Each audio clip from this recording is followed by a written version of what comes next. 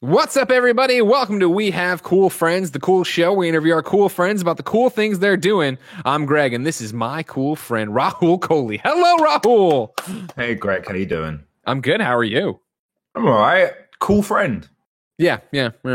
How's that sit with you? You like that? I've always wanted to be cool. Yeah, you've always been cool. I think it's worth pointing out. I had to go back into the archives, look for your last appearances on Kind of Funny. Of course, you were on Game Over Greggy, episode 124, April 22nd, 2016.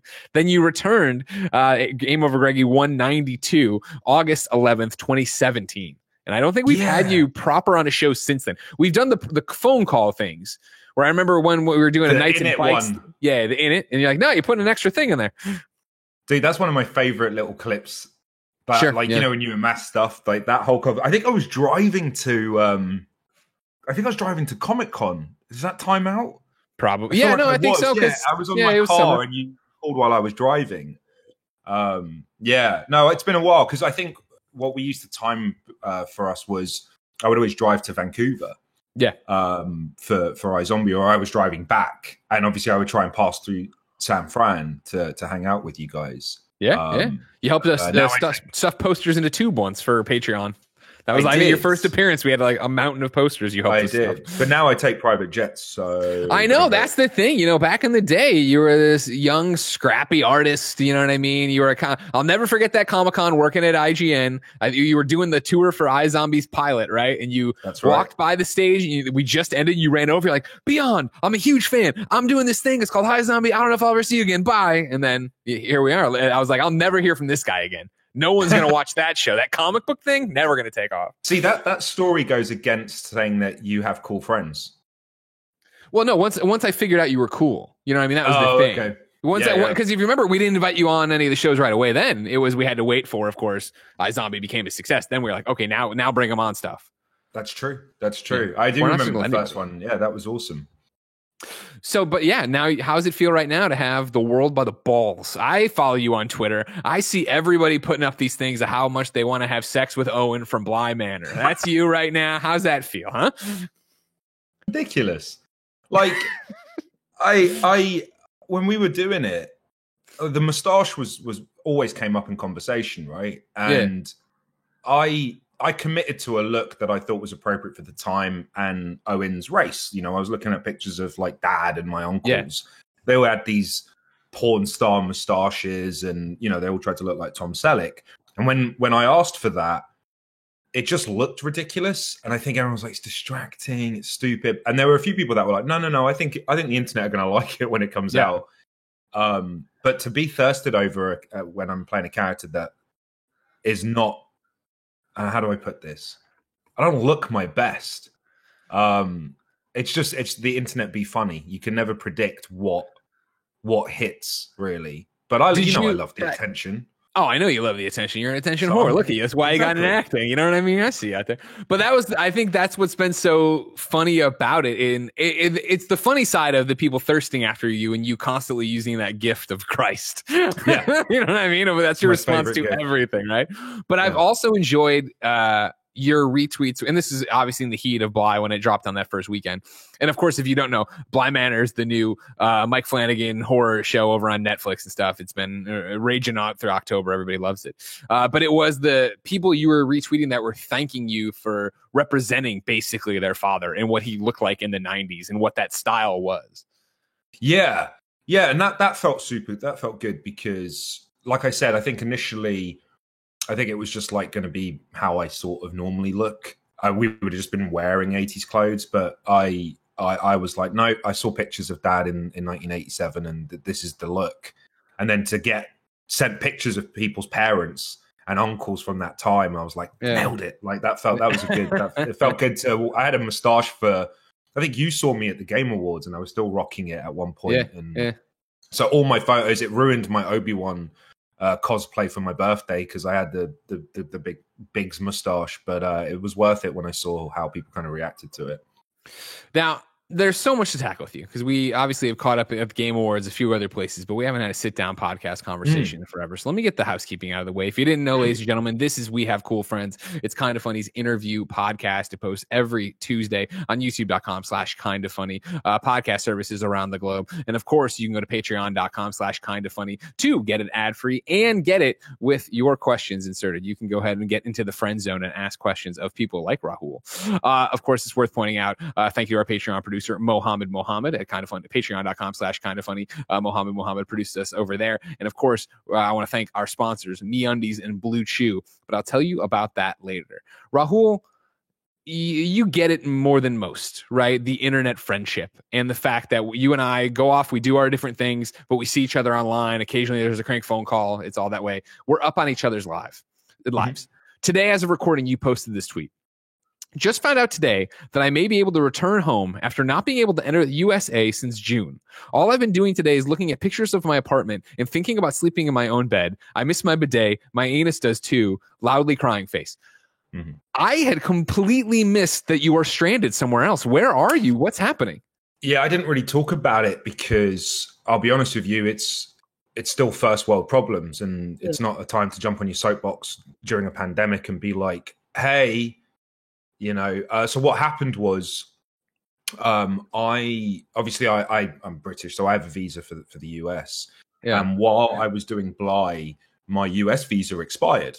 Nothing serious, just had to be due. It was due for renewal. Where was Bly filming? Bly was filming in Vancouver. Okay. So during that time, when we were getting close to the renewal process, we had decided as a team that, because I was going straight onto Midnight Mass, I think Midnight Mass at the time, I was going to have 2 weeks off to get into character and then start Midnight Mass. They were like, well, you're going to be up in Vancouver for 6 months, 7 months. Do you want to start this process now, or do you want to wait until you're closer to coming home again? And I was like, yeah, sure, that makes sense to me. Like, I can still go back to my apartment in LA as a tourist because I can still go back and forth. Yeah. So we were like, great, good plan. And then pandemic. Yeah, so we were 1 day away from filming Midnight Mass. And Midnight Mass is the new Mike Flanagan thing. It's the new Mike Flanagan thing, which he offered me while I was working on Bly. And we'll get into that too. This whole Bly Manor thing, you're into this whole, like, you're like the Brat Pack now. These people just getting, you know what I mean? Get me in there. Get me in the background as a ghost. I'll be there. Dick out. I don't care what they need from me. Yeah. So we should get you as a ghost hunter. Maybe a ghost. Spirit Buster. Yes, Spirit Buster. Yeah, exactly. But yeah, so we were a day from shooting, and everything went into lock, and we were told, hey, we'll be back in 2 weeks. Go home. And so I managed to get on a flight to LA as a tourist because the lockdown wasn't like proper strict at the time. Yeah. And then I was on a 90-day countdown because I was like, oh shit, I have to leave or I'm going to be deported.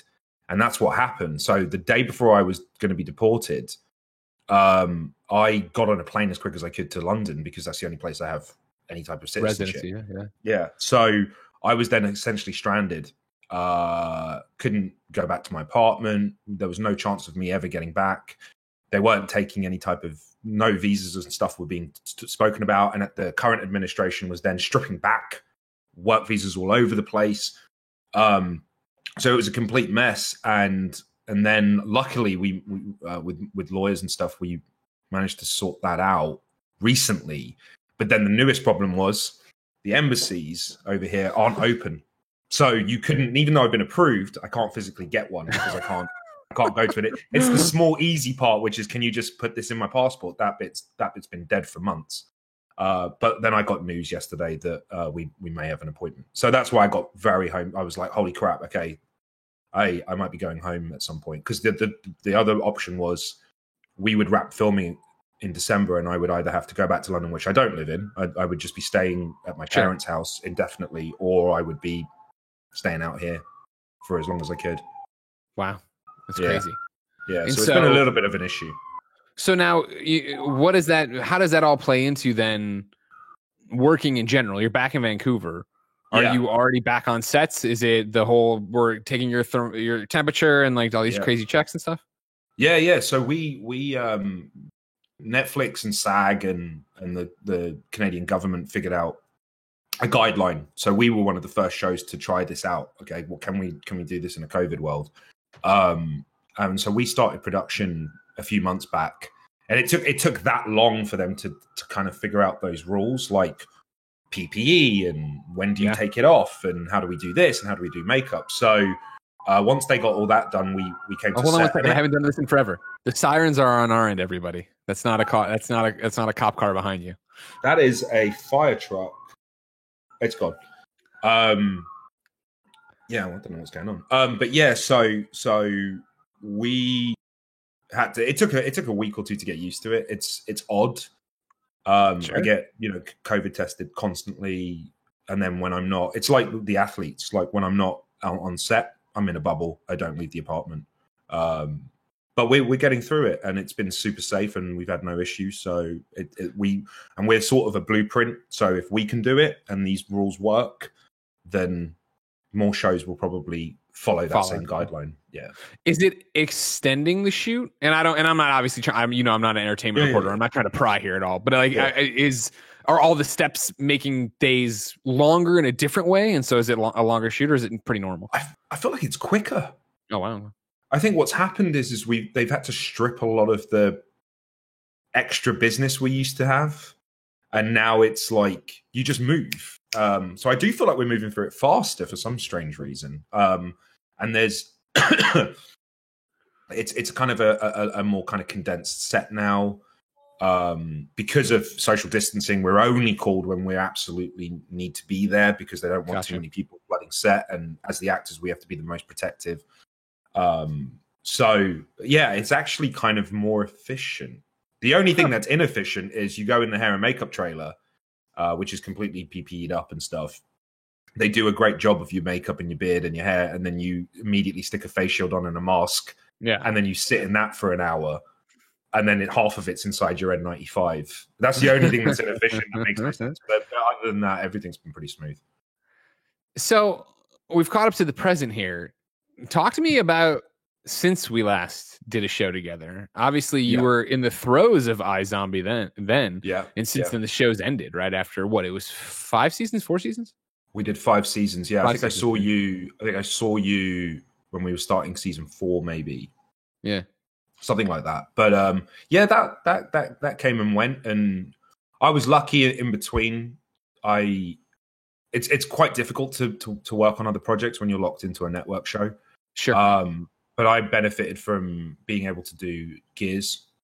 Yeah. So that was something that I got to do. Yeah. And then I also got to do the best one was that I got to sneak in at the time, which we hadn't spoken about, was Harley Quinn. Yeah. Scarecrow. Yeah. That was such an awesome little thing I did, because the creators of that show, Dean, Justin, and Patrick, they had worked on iZombie for a season or so, and we got on really well, and they liked my comedic role in the show. And at one point, I think they hit me up and they were like, would you audition for Riddler for us? So I did, and then I never heard back for about a month, and then I got another email that was like, we're thinking Cockney Scarecrow. Are you interested? Can you give us an audition? So I still had to audition, and I submitted my tape, and then I got to do that. And when I first read the pilot and the first few, I hit him up and I was like, yo, this is Rick and Morty good. Yeah. This is like, it was one of the first times in my career I'd read something and I was like, oh, I'm on a hit. This is huge. It's so funny. And it's still to date one of the most fun. It's the most fun I've had, especially in a recording studio. That was super good.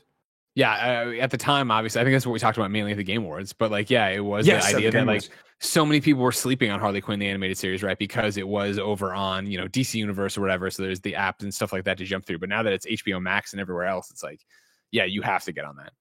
Yeah, and I think now it's also on like it came to the UK, so it's on UK TV and things like that. So I've been seeing a lot more kind of engagement where Harley Quinn's concerned. A lot of people don't even know it's me, which is fun. But it's the first time as well. Like, even though I've done iZombie and some other stuff, being at work, usually you work with these wonderful people whose projects you've seen or you're a fan of, and I usually gush over my co-stars, and I'm like, oh shit, you were on Battlestar Galactica, and Harley Quinn was the first time that like Mike had come up to me and Kate, and they had been watching it, and I got a credit where someone was like, Harley Quinn's amazing. So they gave me the first respect of my peers sort of thing. I was like, oh, cool. Yeah, it was a great show. But yeah, now that it's not on, well, now that it's HBO Max and stuff, it's been definitely getting a lot more views.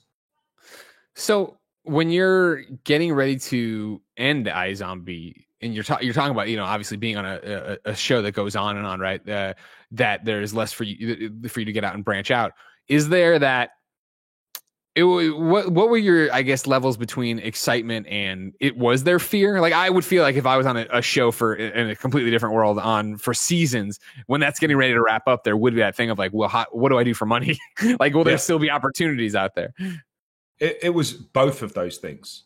There was definitely a kind of in a turmoil there. I think when I got to our 5th season, I thoroughly enjoyed making season 4. When we got to our 5th, I definitely felt burnt out a little bit, and I think I reached my limit of interest, and I was like, wow, okay.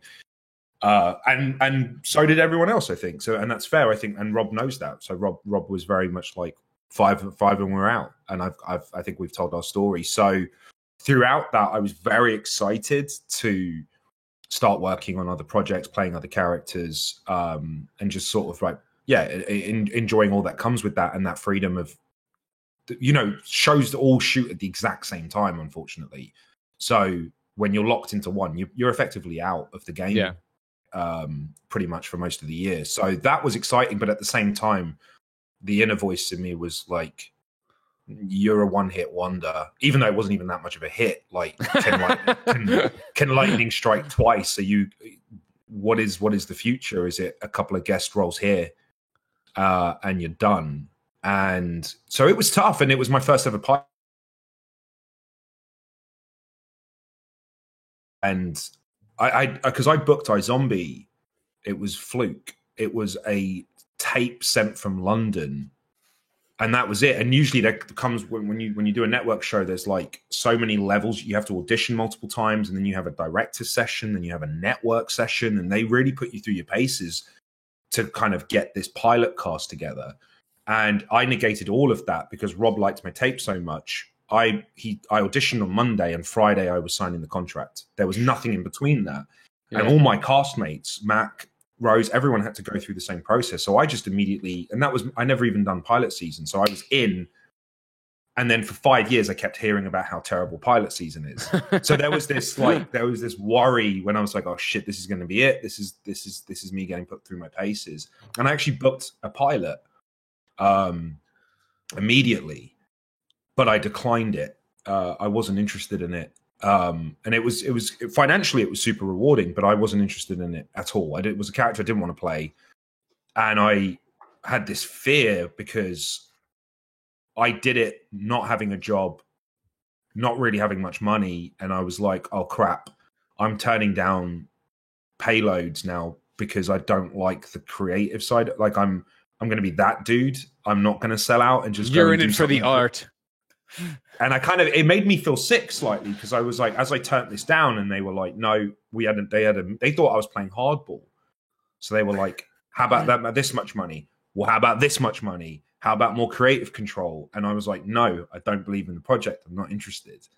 And it scared the living crap out of me that I was doing that, because I was like, well, I'm destined to be, I'm not going to work very often, it looks like, and I'm not going to get paid very often. And then somewhere around, so I passed, and that was my pilot season done. And then I think I was just back home in August in London for a vacation to see my folks, and I got an audition for Bly, for The Haunting, and my mum had to double as my scene partner. My mum doesn't act; she's never done it before. So, but she got cast too.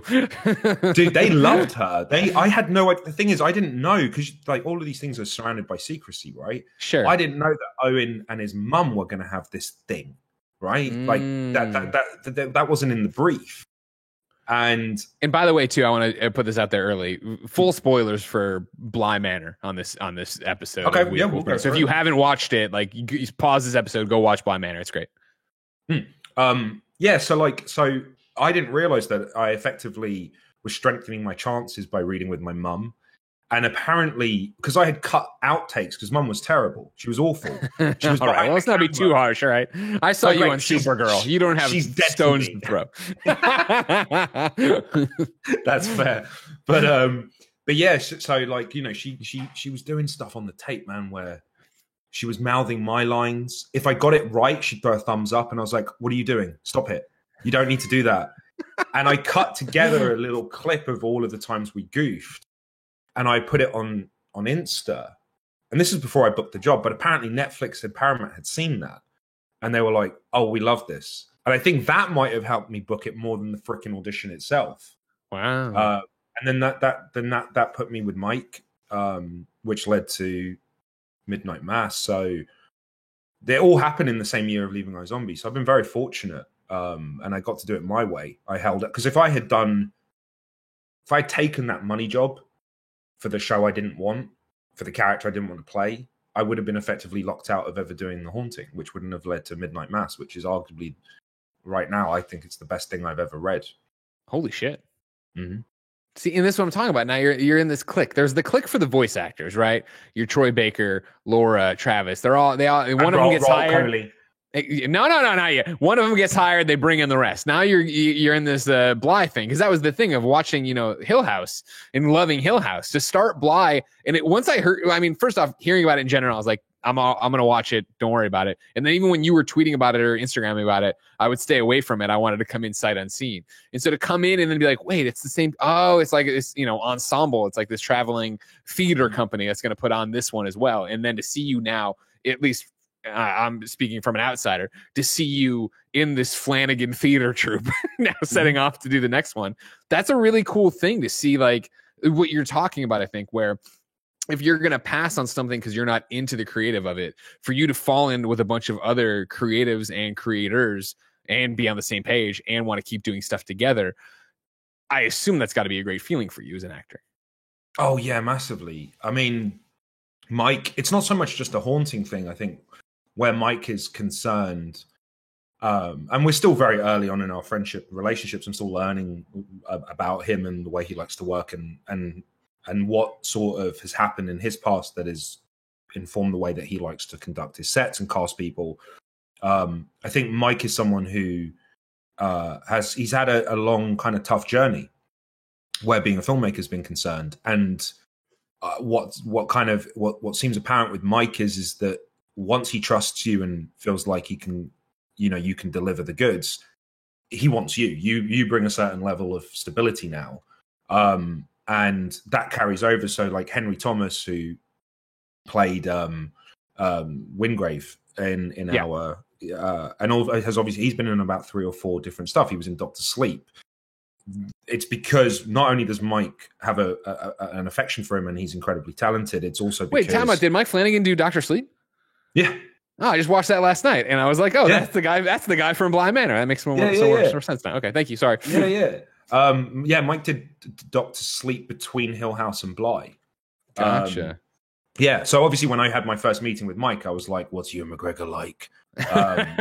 Tell me all the Star Wars stories he told you. Exactly. Didn't talk about Owen whatsoever. I was just like, "So is McGregor cool?" Like, but yeah. So Mike definitely likes to have a certain amount of actors in his arsenal that he just trusts.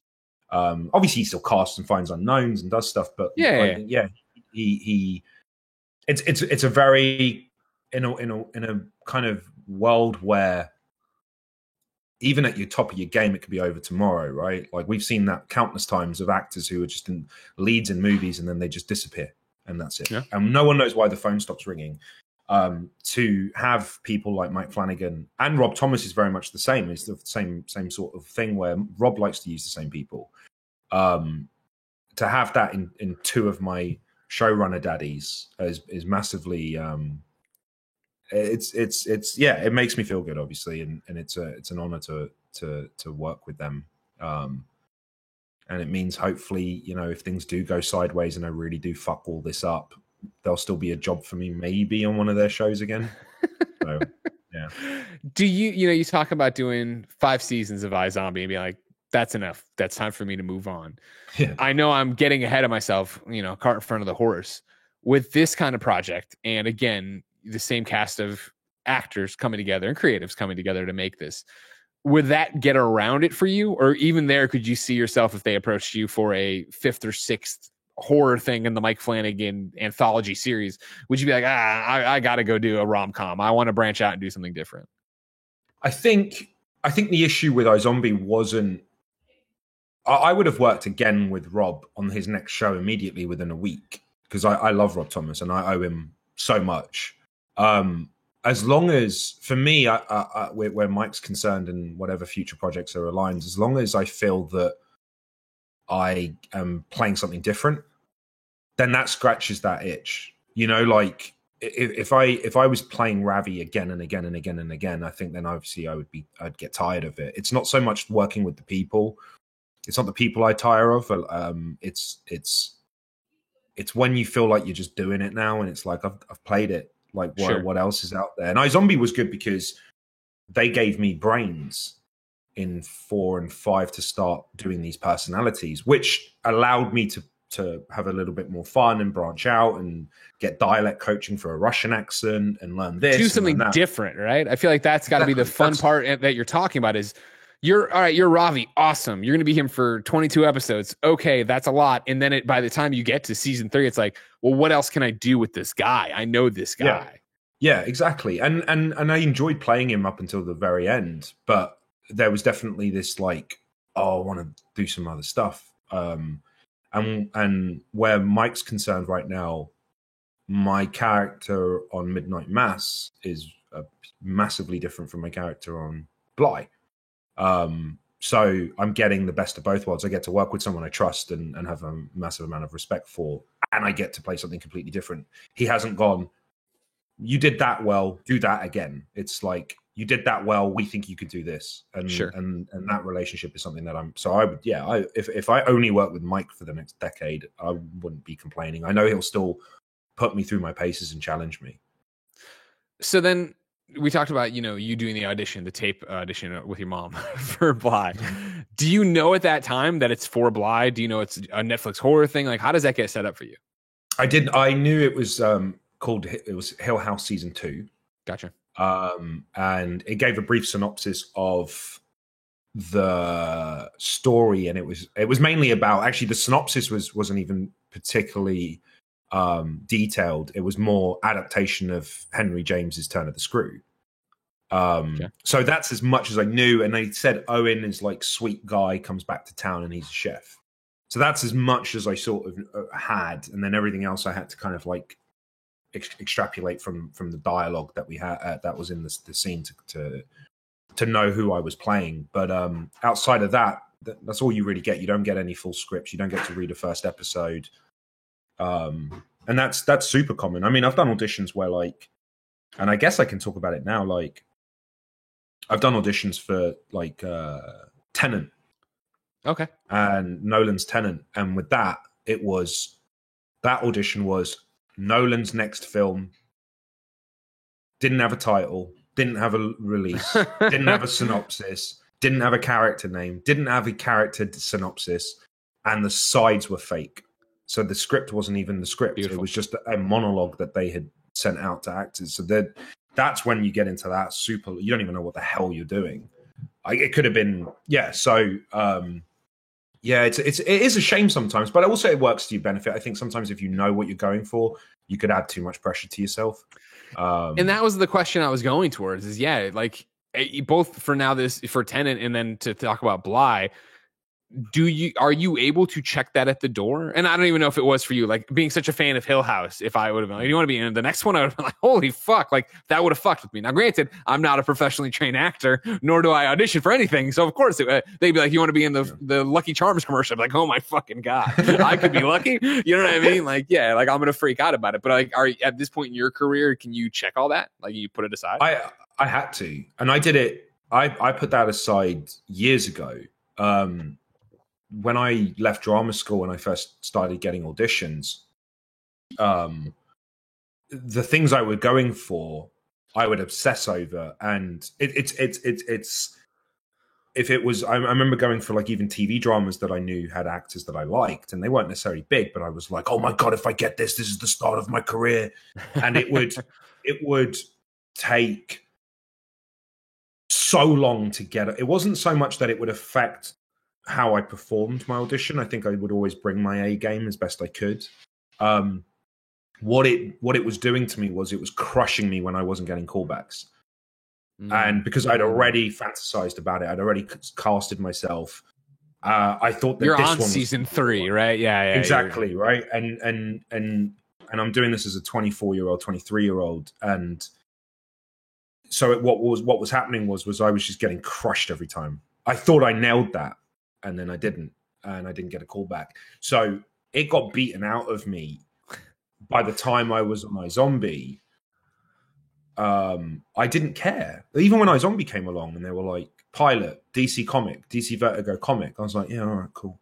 And it's not that I was too cool for it. It's just that by that point of 8 years of rejection, you go, heard it all before. I've been up for 24. I've been up for this movie. I've been up for, whatever. And I don't get callbacks. So why am I going to get excited about this? I won't get excited until the contract's signed. And now that I'm in a world where the things that I'm auditioning for are huge, they're all stuff that will, if I booked, will take you straight to like the A-list, and they'll like, you're going to be financially set for life. They come along a lot more frequently now. Still don't book them. You had Gears. That's true. And my life has changed from Gears. I have a tattoo. Yeah, it's just to protect myself now at this point. I found the right balance of being enthusiastic and fired up enough about the project that I can do a good tape or be motivated to get this audition done, even if I'm on set and I'm working, but not forget about it the second I email that tape off. I'm like, whatever.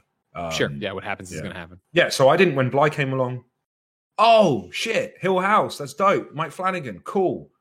And then I just switch off and don't care. And then when it came around and I got the call that I was cast, then all of the fantasizing and the, oh my God, horror, this, and all of the excitement comes.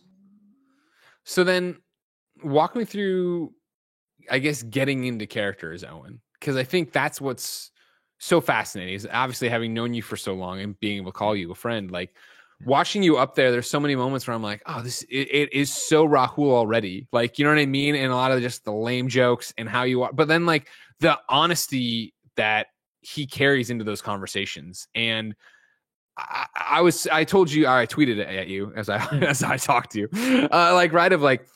you fucking crushed that, dude. You crushed this performance and this character to the point of like, when you're crying at the bonfire, like when that episode ends, like Jen and I both looked at you like, holy shit, Rahul. You know what I mean? Of like, fuck, to be on that ride. And then like for, the conversation with Mrs. Gross over and over and over again, and the way you change and do it. And it's not Owen, but it is Owen, and the way you own that. And then even at the end, right, when it's such a fascinating thing that I would think if I was, sight unseen coming into it, it would have been something that you knew this character for years, when in reality you didn't, right? You just got into the place of knowing him. And the way you work as an ensemble with these people, even to talk about this being like, this traveling band of actors, but this is your first time with them in this regard. Like, how does that camaraderie happen? How do you get that deep with that character? Like, how do you find all that? Well, firstly, thanks, man. That means a lot to me. Yeah, I didn't think about any of that really. It's when we were creating the character, I don't do anything. I try my best, and it's very tempting because especially as you start gaining other people's respect for what you do, they start giving you the world a little bit. And it's kind of like they give you too much rope to hang yourself with. Sure. Because if I do want to change something, they will listen, and I can start manipulating a character to play things in my own wheelhouse. If I want to make him a bad boy, I can, because I really want to play it. Like you are a bad boy. I've been saying it for a long time. You are Hollywood's bad boy.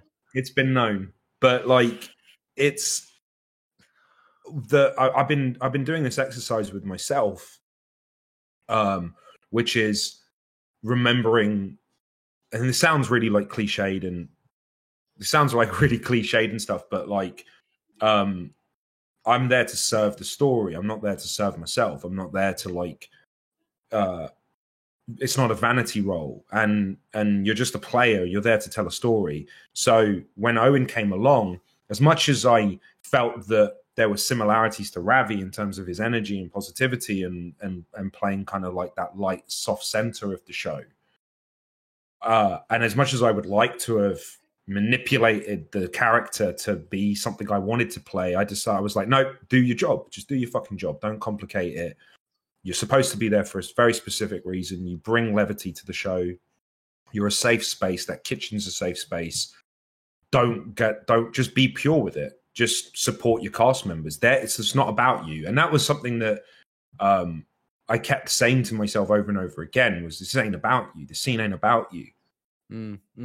Don't distract. This is about Flora. This is about Amelia. This is about this. This is about Hannah. This is, and it wasn't the most rewarding experience.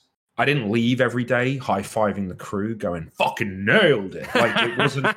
Ravi was a lot like that because he was a show-off character, and I got all the good jokes. And then I came to this show and I really was just very quiet and just did what was asked of me, and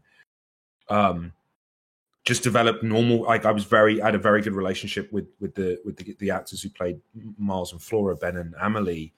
And we would just play thumb wars between takes, and then a lot of the cast were UK based, and I had not worked with a lot of British actors before. I'm usually the only Brit, and so we already had a camaraderie because I was just excited. I was like, oh shit, we drink the same tea and we get the same references. So that's where that connection came from. But in terms of the character, I just did what I was told. That's all. Like, Mike wanted that's what Mike wanted, and I wasn't, I'm not above myself to think that, like, well, no, actually, I think I can bring this. And like, I was like, no, tell me what you want. What do you want? This is what you want. This is what I'll do. And the same, and it seems to have paid off because, like I said, I shot very quietly. I don't think I left feeling like I did a good job. I just was like, okay, that was Owen. And then I'd get messages from Mike now and again. And obviously when we were working on Midnight Mass, he'd be like, you're going to be happy. Your monologue came out really well. And this came out. And I'd be like, all right, thanks. I just didn't think about it. I was like, I was just a support guy. And then the reaction afterwards from the critics and stuff, I wasn't expected to be singled out for stuff. And I was. So I learned a lesson. I was kind of rewarded for being a team player and just doing what you're told.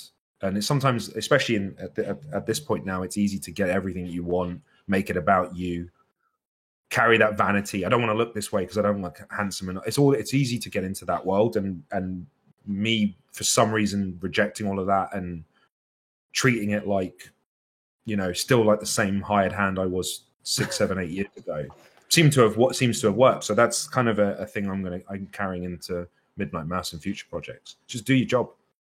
Yeah. It sounds easy, right? But I mean, I think as you're talking about it, there's so many different ways you can fuck that up. Where if, you think too hard and you want to make a change, and then, it's something that a little thing that goes a long way. Because I think that is the thing where you're talking about being the safe space for the characters. Like, that is why I think you're so beloved in the show, or Owen is so beloved in the show, because the audience feels that. And again, that conversation in the kitchen, the job interview over and over again, like when that first starts going south, that's why it's so off-putting and it is so weird. And to see, you go through, or Owen go through everything with his mother, right? Like, we're already in his corner. We're already in his camp. So to see it all fall apart the way it falls apart for him. For sure. Yeah. Absolutely. Because you wouldn't give a shit when that stuff happens to him. It wouldn't hit if it wasn't like, if you didn't hit the ground running with that character, if you didn't establish straight away that he's safe and sweet and good things, only good things should happen to him, and he's a genuine guy, then when the mum stuff happens, no one would care because they wouldn't have had an attachment to him this early on. But luckily they did. And I think the humor sold that, and the kind of like levity that he brought to the house. And then the same happened when we did that interview scene. We shot that all in one day. And it wasn't like we rehearsed it or anything. The first day we spoke about it was the day we were shooting them. And Tania and Tania's just standout of that show. She's incredible. Plays Hannah She's Gross. She we sat there and were making decisions on the fly, like what's the closest to the real interview that happened? What's the closest to Owen and Hannah in that moment? Okay, cool. That's our blueprint. That's our foundation. And once that was established, we started to like fuck with that and deconstruct it and decide, well, how much now is Hannah? How much is... And then there was points where I literally would take off the costume and let go of the character's physicality and then put it back on. And these were things we were just doing on the fly. And it was super rewarding. But again, none of it would have worked if you hadn't established very early on who this person was and what they were about. Otherwise, you wouldn't. There's nothing to take off. There's no Clark Kent Superman moment. You don't know who the hell either of them are. So why would you give a shit?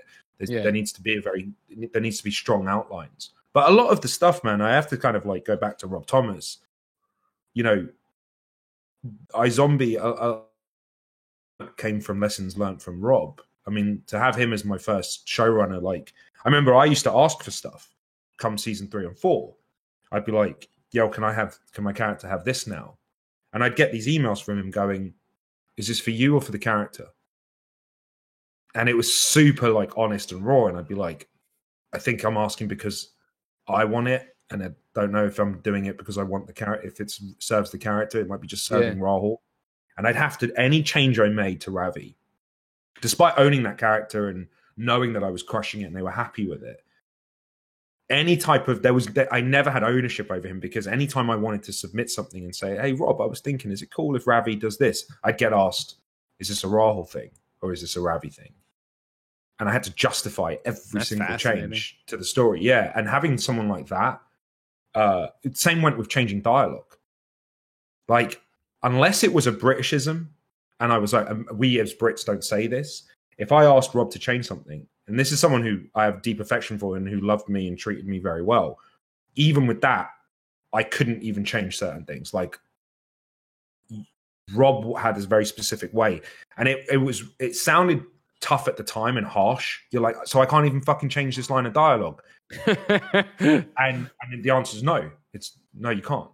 Do it on the page, make the page work. Going through that was like working with Mr. Miyagi, because I was like frustrated and I was like, what, man? Like, I see on other shows, I went on Supergirl, I was allowed to do whatever the hell I wanted. And then when I got out, I realized I'd picked up really good habits.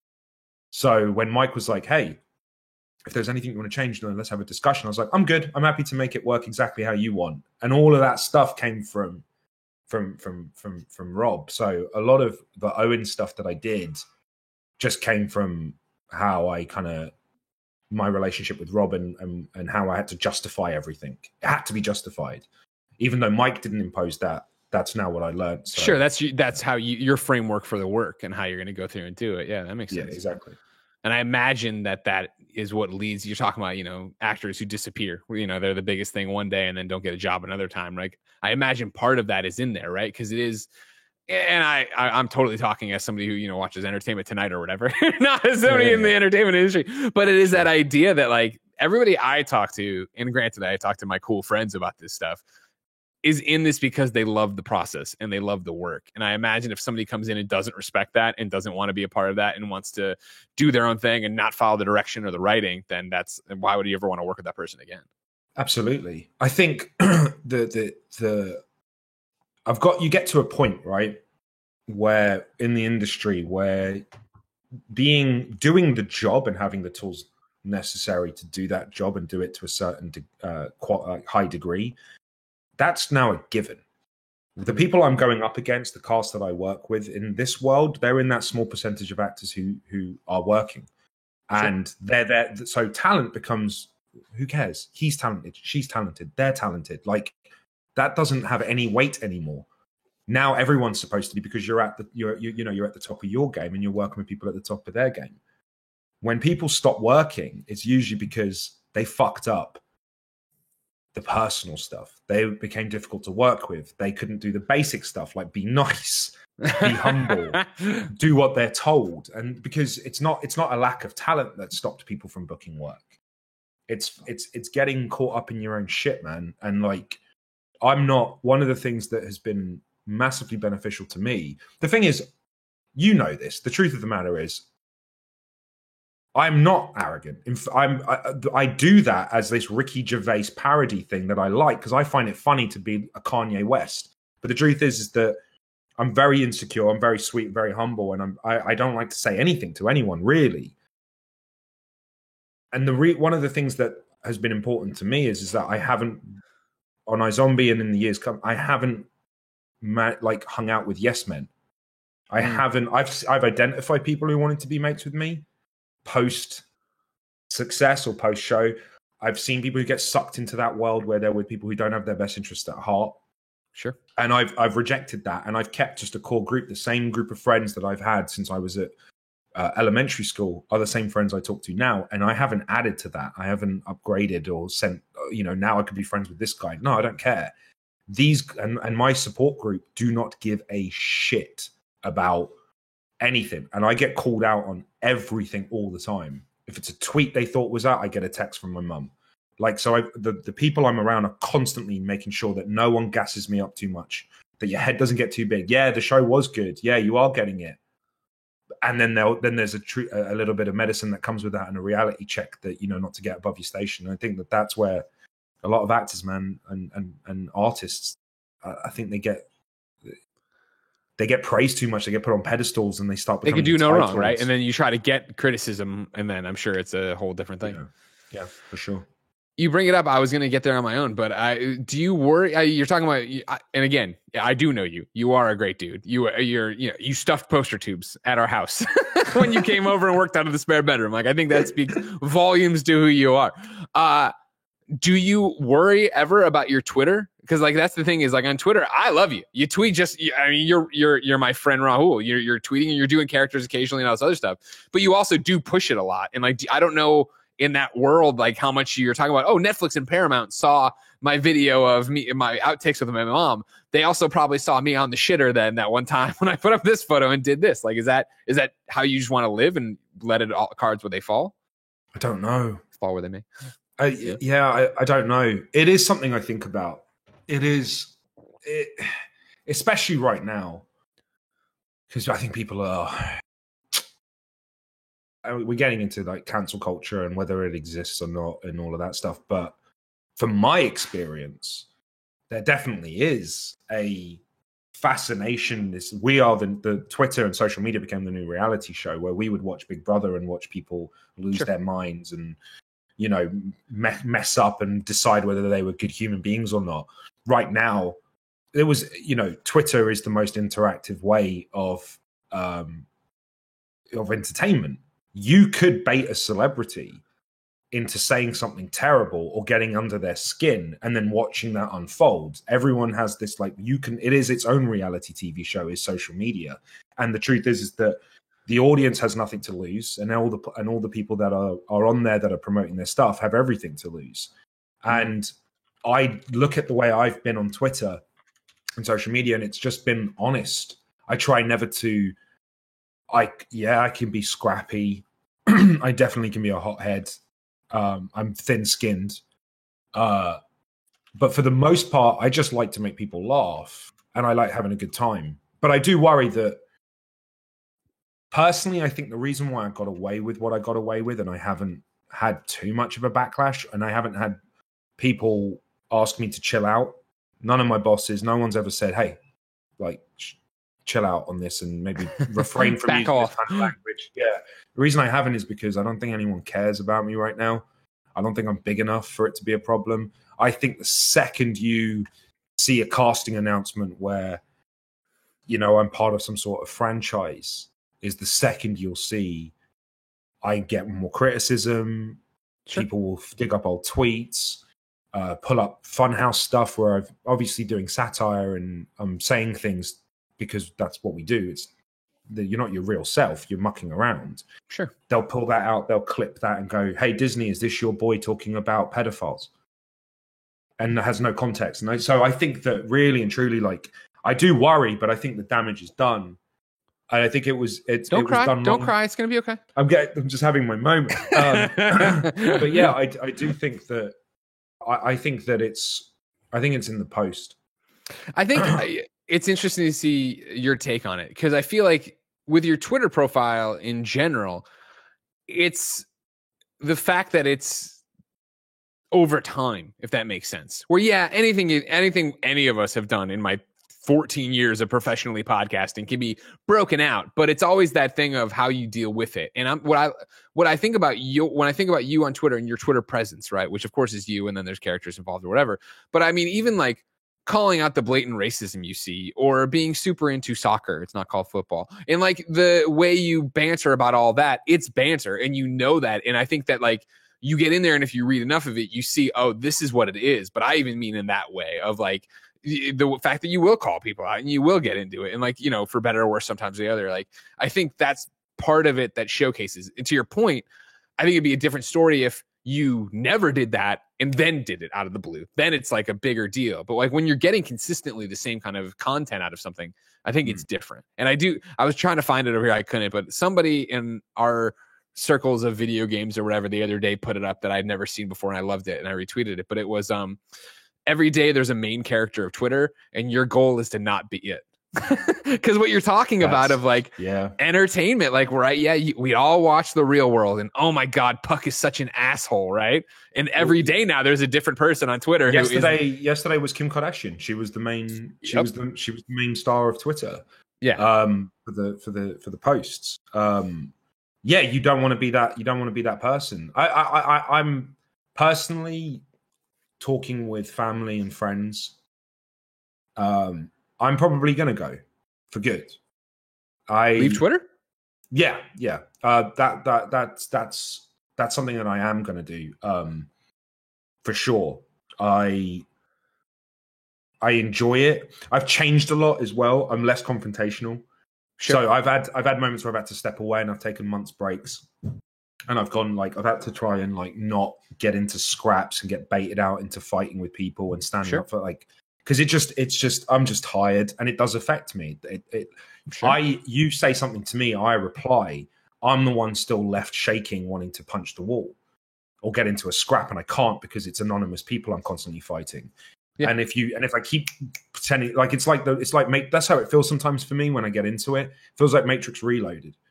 It feels like when Neo's fighting the agents and they're just coming through the floodgates, and it's just overwhelming and it doesn't stop. And each one of those people, it's one interaction, but for me, it's 1v300. Yeah. And when it's done, I'm left exhausted, raw, vulnerable. I'm shitty to real people in my life now. Now I'm crapped. I'm not engaging with you on a date. Yeah, or a FaceTime call. You know why? Because I'm fucking pissed off by some anonymous person online. I'm like, this is insane. You're preaching to the choir, obviously. Like, I mean, that's the. I mean, like, obviously, every internet personality gets it, I think, or whatever. And I think that, you know, I was talking about it with game devs, and back in the day, it was this thing of, you know, when you talk to devs, the slow realization that the hate they get for their game was the same kind of hate I would get for an article. But the thing was, in those days, right, I would publish 5 articles a day. They would publish one game every 5 years. And so that resonated so much more loudly. And it's, I think, in a lot of ways similar for you, right? Where, you know, people run into you in this giant sense of Bly Manor and come to you, and then some are going to come shittily because that's how it is. And again, they're coming at you because in the same way I always, you know, make reference to like when I used to watch Keeping Up with the Kardashians, or when I was hate watching The Office season 9 or whatever. And it would be that thing of like the shit I would say to the TV, I would say to the TV and it would go away, and it wasn't a real thought. I wasn't really motivated. And now people do that into the ecosystem of Twitter, but they send it to you, not realizing that you are a human being on the other side. And yeah, absolutely. The amount of times that Jen and I are about to go do something, we're you know, going to go for a walk, and you get that comment that sets you off, and you can't get out of it. And for me, it's like, you know, I've done it where we're on dates, like you're talking about, of like wrapped a shoot, did this thing, we're in some location or whatever, we're going to go out to a nice dinner, and it's that thing of I check my phone that one last time, and it's the disaster one of there's this Reddit thread or a Reset Era thread, and it's like I gotta respond to this, and I can't not, and it's I have to, but I don't, but I do, because now I'm ruined. Like my head's there. Yeah. My head's no longer in the fun place, and let's have our couple time or anything. Yeah, and it's. I mean, there are certain people who are equipped. That I think there are people who are better equipped to deal with it, and the real kind of maturity, like what I'm trying to learn right now, is It's not about me adapting and me changing because now I'm all of a sudden my engagement's bigger and my reach is bigger, so I have to change. It's not that I have to change; it's that I have to identify who I am, what upsets me, and protect myself. Sure, I don't need to change the way I am because people say shitty things to me. I need to protect myself from shitty things being said to me. So I've learned to mute phrases. Yep. I don't even see your shit anymore. If I know I've said something controversial about the current administration, which just invites that crap. Oh, of course. If I've called out someone, or if I've tried to stand up for something, or I've mentioned something that is to do with some sort of feminism or the LGBTQ community, that thread gets muted immediately. So I get to say stuff, and then I mute that thread. I never get to hear your opinion on it because I don't care about your opinion on it. It's my opinion. So I've learned ways to protect myself, because the truth of the matter is, if you're out with me and we go for a drink and someone says something shitty to me outside, I know my personality. My personality is one that I will sit there while you're going to me, Rahul, leave it. Leave it. And I'm like, no, I've got to fucking say something. No, I'm going to go up and I'm going to say something. And that's always been me. I am confrontational in that way. I do get into scraps. And it happens so rarely because in real life, there are consequences. So people tend to be on their best behavior in real one-to-one interactions. Yeah, no. You never talk. The shit you would post on a review or a YouTube comment or the tweets, right? You would never say to somebody's face. No, absolutely. So, but the thing is, what I identified with social media was these very rare interactions where I would get fired up and get into a fight in the streets or at a pub or wherever. They're happening every day on Twitter.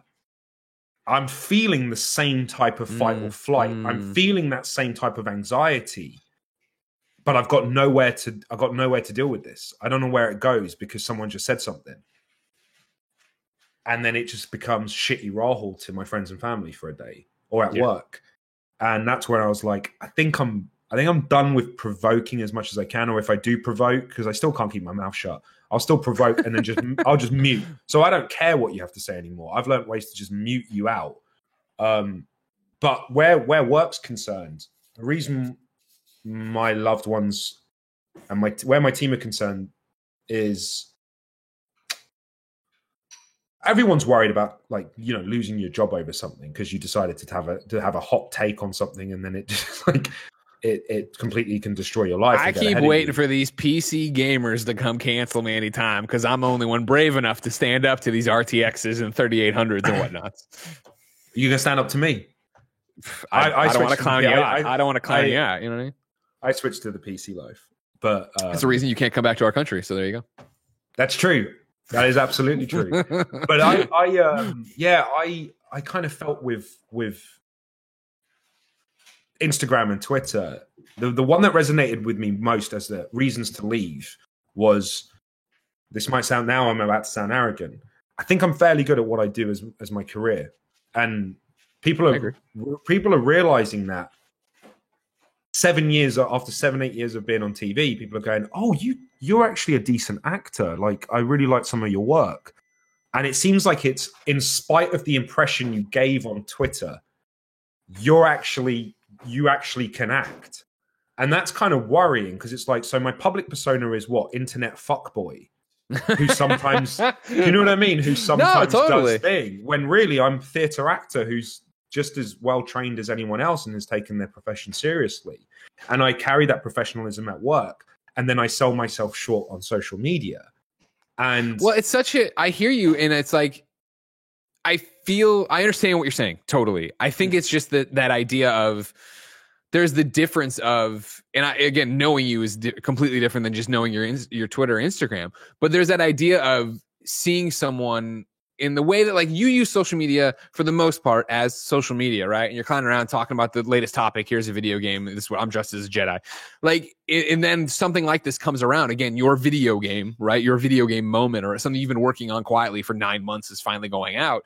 And I think it's that shift of, oh, right, he does do this. This is who he is. Every day he's clowning about this and he's yelling at Cameron and he's doing that. Like, that's who I see him as, a person, human being, a peer. And then there's this thing of like, oh, right, I couldn't do that. I don't know how. There's this different side to it. Whereas like mine is like every day I'm using social media to joke around and bag on PCs and eat Oreos, but I'm also putting up a million different kind of funny videos. Like, you understand that the work and me are intrinsically tied. Whereas they are for you too, but you don't. How do you present that? How do you present something when you're filming it? Well, I think that my work and me should not be entwined. They should be separate. And I think, and I'm wising up to it. And I hope it's not too late. The more you know about me, the worse it is for my characters. I saw tweets where people were like, can't believe that this is the same guy from those Funhouse videos. And I asked myself, well, hold on a second. So what were you thinking when you were watching? How much? Because you think you know me. And how much of me, like, are you buying this work? Is it harder to invest in the characters I'm playing because I have such a clear personality on social media? How much have I exposed too much of myself?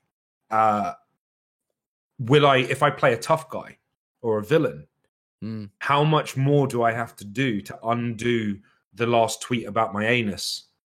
You know what I mean? Like, and that's and that's the issue, and that's the biggest argument. It's not canceling. It's not that 5 years ago I said something that's aged and I don't believe anymore or whatever. It's not that is the reason to leave.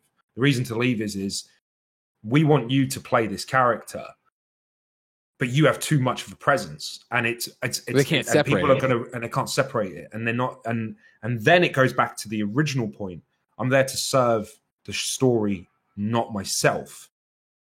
Social media serves me, and at the same time I think it's a disservice to the story, because you should be able to see me, take me as that character immediately, and not be able to identify Rahul from this guy. And so that's my biggest argument. Is right now I'm not at the point of my career. Social media helps in terms of presence and engagement, and I get producers and directors and people reaching out to me, and I'm on their radar to a certain degree, because I'm not the first name that pops into your head when you think of casting someone. The race I am is not the first thing that pops into your head when you cast someone. So I do have to have this. I'm playing this game right now where I do have to be in your face and remind you that I'm out there, and I do look I can look like Joel from The Last of Us. You don't have to go straight for Jeffrey D. Morgan. Not that I ever would. I'm not the right casting for it. But the point being, I have to sort of advertise myself enough, and then and then at some point, what I'm hoping is there's a point where the advertising can stop, and the calls come based on the work. And once that's happening, I'm out. Once I know that I can pull away from that advertising world and allow the people on Netflix's side or Hulu or whoever I'm working with to do the promoting for me, I'm out. Instagram gets deactivated, Twitter gets deactivated. People can have the small little group that are used to me will know, oh yeah, he used to say stupid shit and he's funny, and here's some Funhouse videos, or here's him on a podcast, or here's him on Kind of Funny. But out on the bigger side of that, they won't know who I am, and I think that's probably what I want, because I just think it's serving the story better, and I come with less baggage. Dude, this got intense. You know what I mean? Wow, I mean, you took me places, as you always do. You know what I mean? If you want to quit, like, it's like, just don't quit until after this video goes live, so you can tweet it. I was thinking about tonight.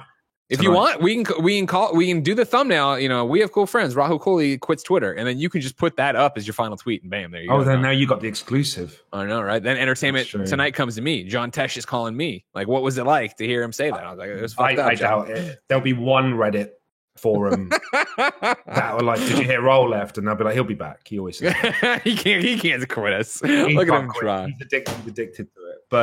But yeah, it's not a matter of if, it's when. It makes sense, like the case you lay out, right? Of like, yeah, like the reactions of people who think they know you for one thing, seeing you actually do your profession. And they'd be like, oh man, he's actually good. Like, wait, what? You thought I was going to be terrible? You thought I wouldn't be that? You thought I couldn't do that? And it's not their fault. No. It's entirely my fault. And that's why a lot of actors, like, you don't know, Joaquin Phoenix isn't on Twitter. The second Joaquin Phoenix is on Twitter talking about bidets, or he paints model kit and he becomes relatable, is the second that you watch The Joker and you go, he's acting, and you don't want that. That's not what Yeah. you want, right? And so yeah, I've got to disappear soon. I think we'll see. Like I said, it depends on the level of work. If I'm at the level that I'm at right now, I'm okay with it. But if it ever got a little bit more intense, or I was working on things that were being seen on a mass scale, sure, I'm out. Huh. Or it's hand over the keys to a publicist. And that I'd love to see. I'd love to see your publicist. You'll know the minute that you'll know the minute it's not me. Hello, everyone. It's me, Rahul. I'm here to talk to you about my miniatures. Exactly. I have questions for you from patreon.com/kindafunny in the friend zone. But before we do that, let me tell you about our sponsors. This episode of We Have Cool Friends is brought to you by MeUndies. Hi, friends. MeUndies believes your comfort is about more than what's touching your skin. It's about feeling comfortable in your skin. You're a total badass, and what you wear should only accentuate that fact. MeUndies truly believes in empowering self-expression. Their pledge for 2020 and beyond is called MeUndies Gives, an initiative that supports those who have systemic barriers to their self-expression. By shopping MeUndies, you support causes such as the LGBTQ+ communities, mental health and well-being, as well as women's rights. Ladies and gentlemen, of course, this is fantastic and totally in line with what Kinda Funny believes, but we also believe in MeUndies because I've been wearing MeUndies forever, if you didn't know. Of course, I tried some a long time ago, liked them so much, I threw away the rest of my underwear and bought a bunch more MeUndies. They're super soft. They get delivered right to your door. You can have an undies subscription, so you never have to worry about, hey, man, do I need new underwear? What, you're always getting new underwear. And plus, they do crazy patterns and fun stuff all the time. There's a million different reasons you can do it, but why not look into one of those memberships? Of course, MeUndies believes you and your butt deserve comfort inside and out, which is why they created the Undies membership. It's a great way to love yourself. Each month, replenish your basics with styles that are anything but basic. Styles that you should be the truest version of yourself, right down to your core. Plus, members enjoy discounted pricing, controlled shipping, and early exclusive access. Love your butt and get the membership. MeUndies has a great offer for my listeners. For any first-time purchasers, you get 15% off and free shipping. MeUndies also has their problem-free philosophy. If you're not satisfied with your product for any reason, they'll refund or exchange it. No caveats, no questions. To get your 15% off your first order and free shipping, go to MeUndies.com/morning. That's MeUndies.com/morning. Our next sponsor is Blue Chew. Let's talk about something we all could use more of right now: sex. Great sex. Guys, right now you can increase your performance and get the extra confidence in bed by going to bluechew.com. That's blue like the color blue. Blue Chew brings you the first chewable with the same FDA-approved active ingredients as Viagra and Cialis. You can take them anytime, day or night, even on a full stomach, so you can be ready whenever the opportunity arises. Blue Chew is made in the USA. It's prescribed online by licensed physicians, so you don't have to go to the doctor or wait in line. It's even cheaper than a pharmacy, and they prepare and ship right to you in a discreet package. No awkwardness, and you don't need to leave the house. One of Tim's friends has been using this. He was just talking about it on the other show we do called In Review, if you didn't wonder why I was like this. It's been easy. It's been great. It's been discreet. It's been what that person is looking for. And if you're looking for something similar to this, why not try Blue Chew? If you could benefit from more confidence where it counts, Blue Chew is fast and easy, and it's the way to enhance your performance. Right now, we've got a special deal for our listeners. Visit bluechew.com and get your first shipment free when you use the special offer code FUNNY and pay just $5 in shipping. Again, that's BLUEchew.com, promo code FUNNY to try it for free. Blue Chew is the better, cheaper choice, and we thank them for sponsoring this podcast. And remember, when you support our sponsors, you help make this podcast possible. So please be sure to use the promo code FUNNY at bluechew.com. Okay, you're entering the friend zone now, where the Kinda Funny best friends write into patreon.com/kindafunny and ask you questions. Let's start with this one right here. At Got Sing writes in and says, given the restricted state of the world now, is there any viable way for someone new to try and become a working actor? That's a tough one. Yeah. Well, I mean, you just have to speak for your entire industry and profession. It's not that bad. Yeah. And I have to crush someone's dreams. Do I think right now, take for what you are, I think actors who were employed consistently pre-pandemic are struggling to get work. Mm-hmm. There's less being made right now. They don't really know it's too early to call. And also, I assume that if Harrison Ford's schedule has opened up because his productions have torpedoed because of the pandemic, and now he's available for Riverdale, it's going to be a lot tougher for someone who isn't Harrison Ford to be. That was what I was worried about. I mean, I'm worried at my level. I was like, well, you know, what if Dev Patel and Riz Ahmed are now available when they weren't? When usually we know they're locked because they're constantly working. I eat their scraps. If their stuff's been shut down, there's no scraps for me to eat. So if you're just breaking in, I think it's a terrible time. But I could be wrong because you could be incredible in your audition, and it will always come back to the work. So just screw that. Just do the best audition you can possibly do because that will always override everything. Okay. Brandon writes in. Follow your dreams. You gotta hashtag follow your dreams. Hashtag follow your dreams. Ignore everything and push through. Brandon writes in. It says, first off, I want to say thank you, Rahul, for being an image and model that people can look up to. Being brown and growing up in a predominantly non-brown area led me to a lot of insecurity as a child. As someone who aspires to have a career in the industry, I'm thankful that people who look like us will have a positive representation in you. My question for you is, what are some of your favorite actor performances of all time, and how have they inspired you?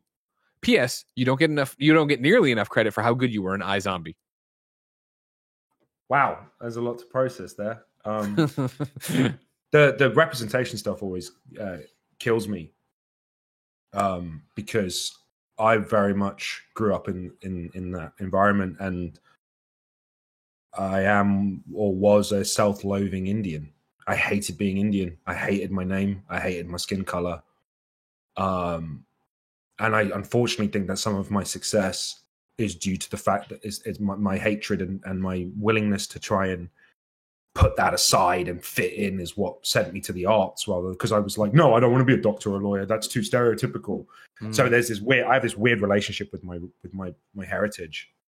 And funnily enough, if they think that I've done them some good in representation, the truth of the matter is that they've actually helped me more than I've helped them, because being visible and being told by people who look like me that I somehow mean something to them and give them hope has made me get over all of this self-loathing, assimilating crap that I used to do back in the day to survive.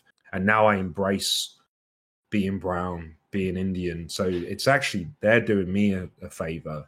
I have a much more balanced and accepting sense of myself and my culture because of people like him. So I appreciate him more. So thank you for that. You've helped me be proud of who I am. Where the performances are concerned, things that inspired me. Sylvester Stallone was a big part growing up. Harrison Ford was another one that Star Wars plays the biggest role in any type of inspiration I have, which you know about, which is I talk to death about. But you love that. And comedy, I love that Star Wars and comedy. Bill Murray, Ghostbusters was my favorite comedy as a kid.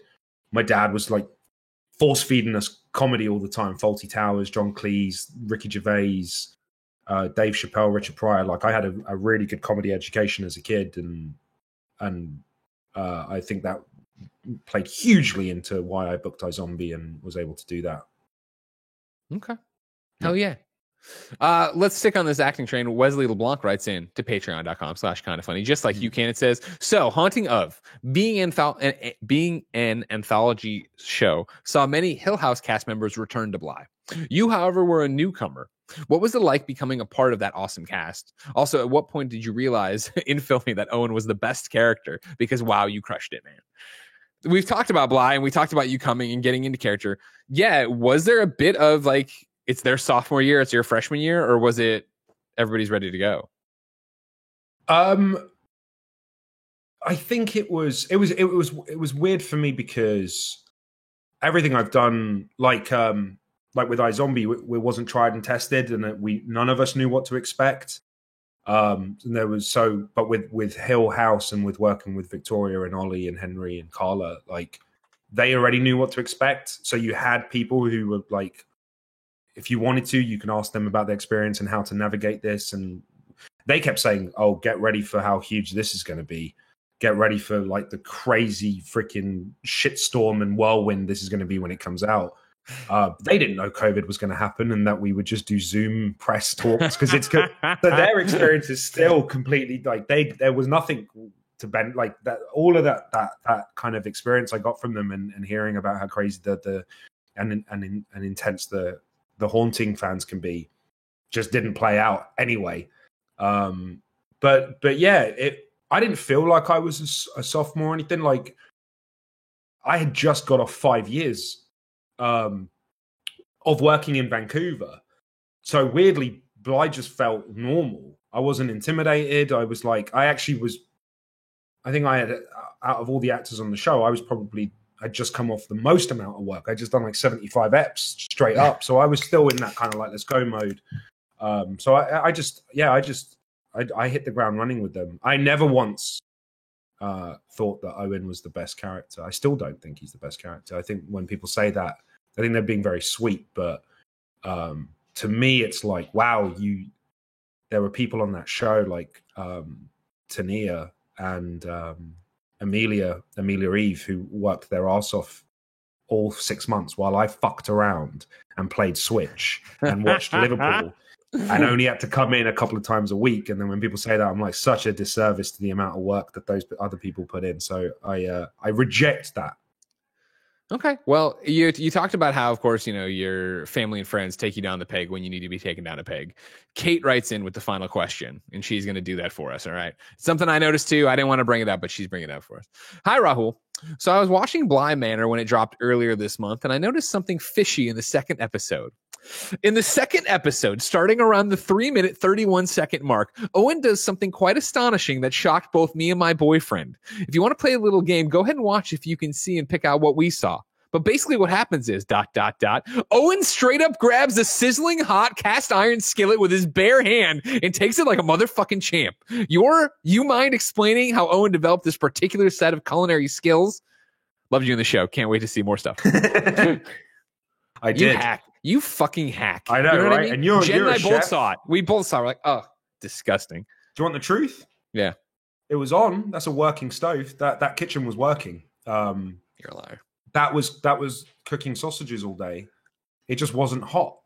If it was, I would have grabbed a towel. I don't know why. When I did that, they were cooking for real, and that pan had been there the whole time. I grabbed it. I barely felt any heat, so I was like, oh. And I decided that maybe he has he's a chef, so he's used to intense heat. He's got the calloused hands. He's got the calloused hands. Yeah, he's got the calloused hands. So the truth of the matter is, it's not like it was off. That stove was cold, and I didn't think, and I just did it. I was like, we'd been cooking with it. I've been sitting there cooking these sausages for real, and the pan just wasn't hot enough. So I was like, oh, I don't know. I didn't think that was. I thought my acting might have distracted from the pan, but it turns out it wasn't. Well, the other thing too is, I live with a Brit, Lucy James from GameSpot.com. She at some point pointed out on Twitter too. Well, she not anymore because she pointed out at some point too. Bangers and mash, not a lunchtime meal. That's what she said. Lucy, who I love to death, is insulting my show. I know it's fucked up to see Lucy James from GameSpot ruin Bly Manor like that for everybody. Yeah, Lucy. Look at you can take it from here, Lucy. You can finish the show, but I'm just saying, I brought up the bangers and mash thing. Is it the bangers and mash? All right, come on, Lucy. Do I get to confront you? EYA. Yeah. How are you? You're right. I'm good. How you doing? Doing all right. I missed that. What's happened with the bangers and mash? What's your problem? Insult my show. There was no gravy. Wasn't there? Oh. I have no defense. There was no gravy. I hate gravy. So I wouldn't have noticed. Yeah, I'll bangers and mash. I have it with ketchup. Mate. So in my head, yeah. So when they did it, I wasn't like, sorry. Like if they had done it, if it was a Sunday roast, I'll lather up on that, or a toad in the hole. But for that bangers and mash, no, I have ketchup, so I didn't even notice that we didn't have. Oh my god, I am learning a lot. There was some weird stuff. We had shepherd's pie. Yeah. With lettuce and fries. What? Look for that. Yeah. That's the biggest offense of Bly Manor. Has there been a Twitter campaign about that one yet? I've seen it come up. People have noticed. I just didn't want to draw attention to it. But shepherd's pie with chips. That's no. A shepherd's pie is a full meal. Yeah. You've already got the potato. Why do you need another? Yeah. Why do you need the extra potato? That's terrible show, and that's why I think we deserve a lower Rotten Tomato score. No, you're fine. That was a good show. Anyway, thanks. I'll let Greg get back. Good to see you, Elise. Yeah, you too. Hopefully see you soon. Bye. Likewise. See you.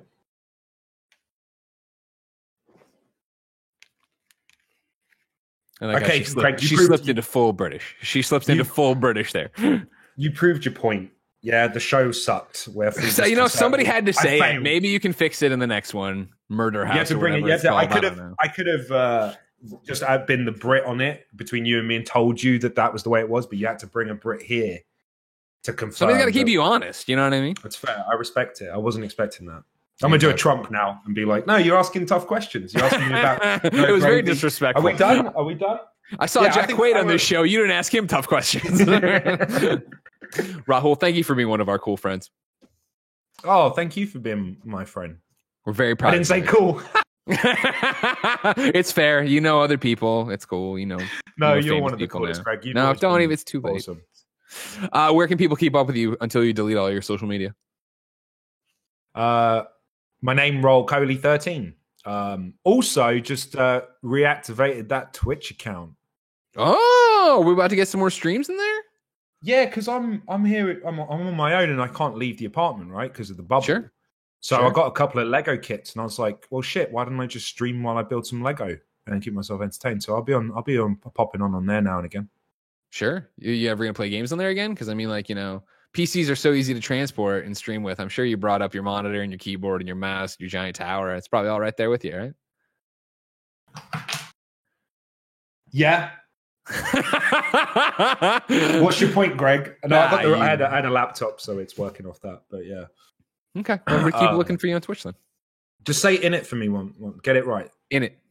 Yeah, you done it. No, I know. Now, honestly, since we had the confrontation during the Let's Play, I fixed it. In it. I appreciate that. In it, yeah, you know what I mean. In it. I don't know how you were doing it. No, Greg, you're doing something weird there. That was my favorite part of the clip. Ladies and gentlemen, this has been We Have Cool Friends. Remember, each and every week we get a cool friend to talk to about the cool things they're doing. Next week, it is David Krause from StackUp.org. You, of course, can go to patreon.com/kindafunny to ask questions there. You can get the show ad free. You can contribute. You can do all sorts of cool stuff. If you want to wait till later, youtube.com/kindafunny and podcast services around the globe, usually every Tuesday. Ladies and gentlemen, until next time, it's been our pleasure to serve you.